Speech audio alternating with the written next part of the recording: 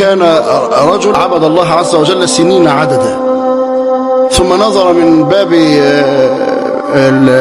صومعته يوما فوجد امرأة نظر إلى وجهها فأخذت قلبه، تعلقت بقلبه جدا، فنزل خلفها فقالت لا أمكنك مني إلا على 100 دينار، فانطلق يعمل سبع عبادة السفل حتى أتى بال100 دينار.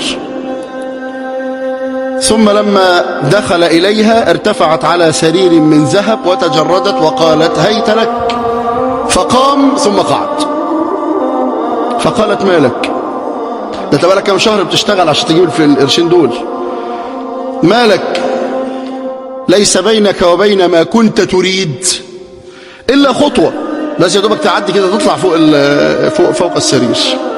فقال لما قمت تذكرت يوما يقوم الناس فيه لرب العالمين، ثم بكى وانصرف، فتابت المرأة.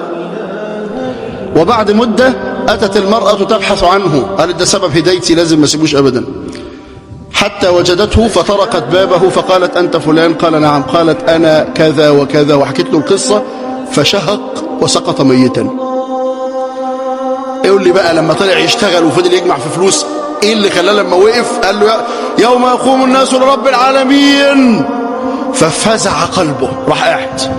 والمرأة على قمة جمالها وأوج فتنتها، راح ما قعدوا. وسمعوا ازاي؟ سمعوا ازاي ان في علاقة ولا لا؟